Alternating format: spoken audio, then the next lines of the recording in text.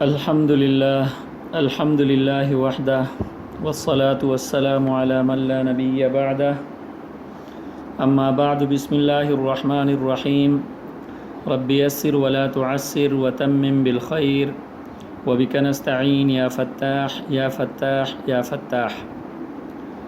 فقہ کی مشہور و معروف کتاب ہدایہ کا دوسرا حصہ ہدایہ ثانی عالمیہ سال اول کے نصاب میں اس کا کچھ حصہ شامل ہے اور اس کی ابتدا کتاب النکاح سے ہوتی ہے، تو لہٰذا کتاب النکاح سے ہم کتاب پڑھنا شروع کریں گے۔ باقی صاحب ہدایت کے حالات زندگی ہیں، ہدایہ کی خصوصیات ہیں، اور اسی طرح علم فقہ کی تعریف، موضوع اور غرض و غایت، یہ ساری چیزیں آپ نے ہدایہ اول میں پڑھی ہیں، یہاں دوبارہ ان کو دہرانے کی ضرورت نہیں ہے۔ تو کتاب کا آغاز کرتے ہیں۔ کتاب النکاح۔ قال النکاح ينعقد بالإيجاب والقبول بلفظين يعبر بهما عن الماضي لأن الصيغة وإن كانت للإخبار وضعا فقد جعلت للإنشاء شرعا دفعا للحاجة وينعقد بلفظين يعبر بأحدهما عن الماضي وبالآخر عن المستقبل، مثل أن يقول زوجني فيقول زوجتك، لأن هذا توكيل بالنكاح والواحد يتولى طرفي النكاح على ما نبينه إن شاء الله۔ یہاں تک جو ہم نے عبارت پڑھی ہے اس کا ترجمہ ذرا سماعت فرمائیں۔ کتاب النکاح، یہ کتاب احکام نکاح کے بیان میں ہے۔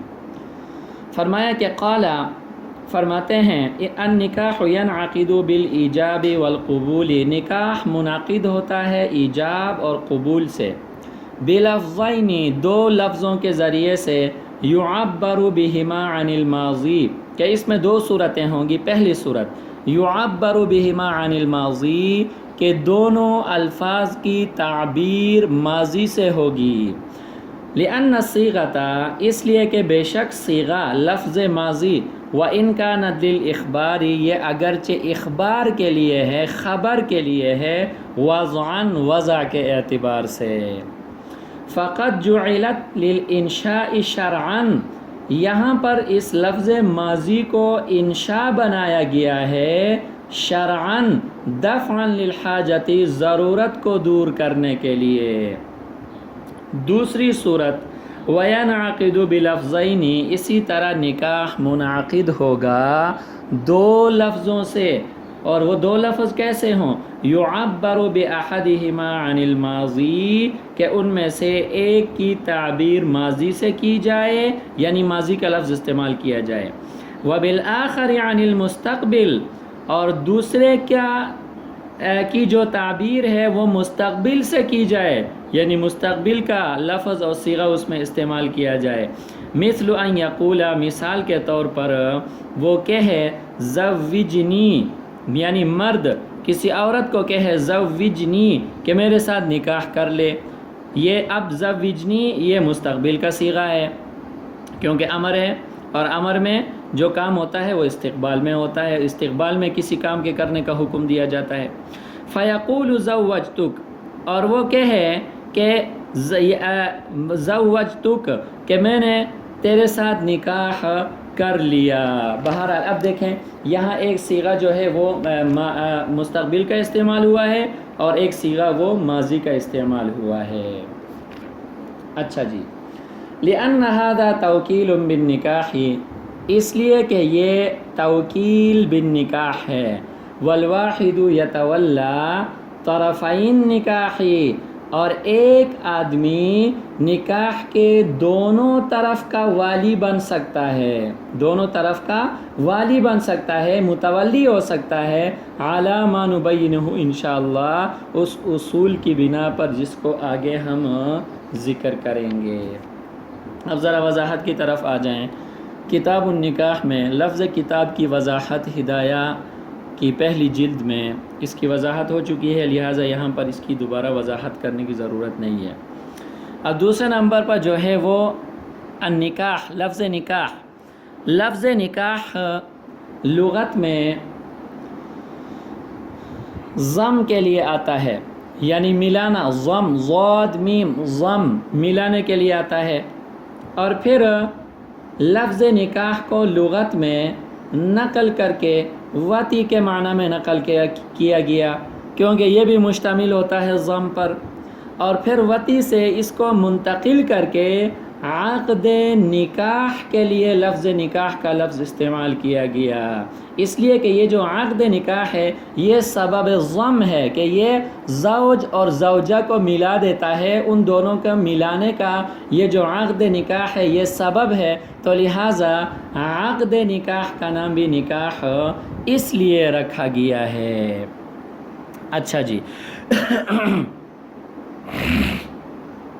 اور اس نکاح کی جو اصطلاحی تعریف ہے وہ ہے عقد یفید ملک المتعۃ قصدا، ہوا عقد یفید ملک المتعۃ قصدا. یہی تعریف آپ نے قدوری میں پڑھی ہے اور اس کی پوری وضاحت وہاں پر ہو چکی ہے. دوسرے نمبر پر یہاں نکاح کے اقسام ہیں. نکاح شرعی کی عام طور پر 3 قسمیں بیان کی جاتی ہیں. نمبر 1 سنت مؤکدہ، نمبر 2 واجب، نمبر 3 مکروہ. اگر آدمی مہر پر، نفقہ پر اور زوجہ کی جو حاجت طبعی ہے اس کو پورا کرنے پر قادر ہو تو ایسی صورت میں نکاح کرنا سنت مؤکدہ ہے. اور اگر شدت اشتیاق الی النساء ہو تو ایسی صورت میں نکاح کرنا واجب ہے. اور اگر زوجہ پر ظلم کا غالب گمان ہو اور فرائض یا واجبات کو ترک کرنے کا غالب گمان ہو تو ایسی صورت میں نکاح کرنا یہ مکروہ ہے. اب آ جائیں ذرا جو عبارت ہم نے پڑھی ہے اس کی وضاحت کرتے ہیں. چون صاحب ہدایہ نے فرمایا النکاح ینعقد بالایجاب والقبول بلفظین، کہ نکاح منعقد ہوتا ہے ایجاب اور قبول میں 2 لفظوں کے ذریعے سے. یہاں پر پہلی چیز انعقاد نکاح ہے. انعقاد نکاح کے لیے فرمایا کہ نکاح منعقد ہوتا ہے ایجاب اور قبول سے. یہاں پر یہ بات یاد رہے چونکہ یہاں پہ 2 طرفین ہوتے ہیں، ناکح اور منکوحہ. ان دونوں میں سے پہلے جو بھی کلام کرے، جو بھی بولے، اس کو ایجاب کہا جاتا ہے. ایجاب اس لیے کہا جاتا ہے اس کو کہ جو مخاطب ہے اس پر یہ نفی یا اس بات میں سے کسی ایک کو واجب کرتا ہے. اگر وہ یا تو وہ ہاں کر کے اس کو قبول کرے اور یا نہ کہہ کر جو ہے نا اس کو قبول نہ کرے، اس کی مرضی ہے. بہرحال جواب اس کے ذمے ہے. اس لیے جو پہلی بات ہے، پہلا کلام چاہے وہ ناکح کی طرف سے ہو یا وہ منکوحہ کی طرف سے ہو، اس کو ایجاب کہا جاتا ہے. ایجاب کے جواب میں جو دوسرا کلام طرفین میں سے کسی کی طرف سے کیا جاتا ہے اس کو قبول کہا جاتا ہے. اب یہاں پہ فرمایا بلفظین، لفظین سے اس بات کی طرف اشارہ ہے کہ ایجاب اور قبول کے لیے الفاظ میں بولنا ضروری ہے. تحریری طور پر ایجاب اگر قبول ہو تو پھر اس سے نکاح منعقد نہیں ہوتا. نکاح منعقد اس لیے نہیں ہوتا کہ تحریر میں صرف نقوش ہوتے ہیں، وہ الفاظ ما یتکلم بہ الانسان نہیں ہوتے، کیونکہ اس میں انسان اس کا تکلم نہیں کرتا بلکہ اس کو لکھتا ہے. دیکھنے میں اگرچہ اصطلاحی طور پر آپ اس کو لفظ کہہ سکتے ہیں لیکن شرعی طور پر وہ نقوش ہیں اور نقوش سے جو ہے وہ نکاح منعقد نہیں ہوتا. اچھا، آگے نکاح کے منعقد ہونے کے لیے جو الفاظ استعمال کیے جاتے ہیں اس کی 2 صورتیں ہیں. پہلی صورت یہ ہے کہ وہ دونوں الفاظ ماضی کے ہوں، دونوں الفاظ ماضی کے ہوں، کہ دونوں یہ جو ایجاب ہے یہ بھی ماضی کا صیغہ ہو اور جو قبول ہے وہ بھی کیا ہو، ماضی کا صیغہ ہو. اچھا جی، اب یہاں پر آگے فرمایا لِأَنَّ الصِّيغَةَ وَإِنْ كَانَتْ لِلْإِخْبَارِ وَضْعًا، یہ اصل میں دلیل بھی ہے اور یہ ایک سوال مقدر کا جواب بھی ہے. سوال مقدر کا جواب اس صورت میں بنے گا. سوال یہ ہے کہ آپ نے کہا کہ نکاح منعقد ہوگا 2 الفاظ کے ذریعے سے، اور پہلی صورت یہ ہوگی کہ وہ دونوں الفاظ کس کے ہوں، ماضی کے ہوں. دونوں الفاظ کس کے ہوں؟ ماضی کے ہوں۔ اب آ جائیں ذرا، نکاح، عقد نکاح یہ انشاء کی قسم ہے۔ آپ نے پڑھا ہے کہ عقود جو ہیں وہ انشاء کے قبیل سے ہیں، تو نکاح کا جو عقد ہے یہ انشاء کے قبیل سے ہے۔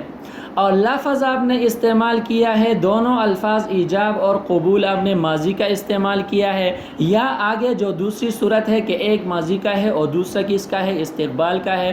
ماضی اور مضارع یہ دونوں وضع کیے گئے ہیں اخبار کے لیے، خبر کے لیے۔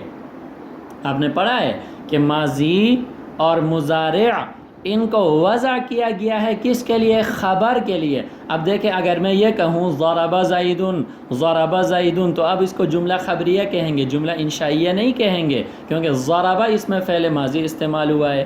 سمجھ میں آ رہی بات؟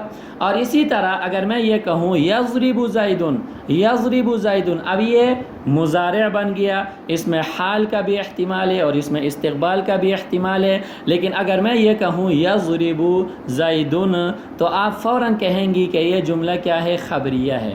جملہ کیا ہے؟ خبریہ ہے۔ اب آ جائیں ذرا، فعل ماضی، فعل مضارع، ان کو واضع نے وضع کیا ہے کس کے لیے؟ خبر کے لیے۔ اور نکاح کس کی قسم ہے؟ انشاء کی قسم ہے۔ تو آپ خبر کے ذریعے سے انشاء کو کیسے ثابت کرو گے؟ خبر کے ذریعے سے انشاء کو کیسے ثابت کرو گے؟ نکاح منعقد کیسے ہوگا؟ ایک نہایت اہم معاملہ ہے، حلت اور حرمت کا مسئلہ ہے، کوئی معمولی مسئلہ نہیں ہے۔ تو اس کا جواب یہ دیا کہ یہاں پہ یہ جو فعل ہے اس کی دو حیثیتیں ہیں، چاہے وہ فعل ماضی ہو چاہے وہ فعل مضارع ہو۔ ایک حیثیت اس کی وضعی ہے اور دوسری حیثیت اس کی کیا ہے؟ شرعی ہے۔ وضعی حیثیت سے ہمیں تسلیم ہے کہ فعل ماضی اور فعل مضارع کو واضع نے وضع کس کے لیے کیا ہے؟ خبر کے لیے کیا ہے۔ میں نے آپ کو مثالیں بیان کر دیں، واضع نے اس کو کس کے لیے وضع کیا ہے؟ خبر کے لیے وضع کیا ہے۔ لیکن یہاں پہ دوسرا جو اس کا وہ ہے وہ کیا ہے؟ شرعی ہے۔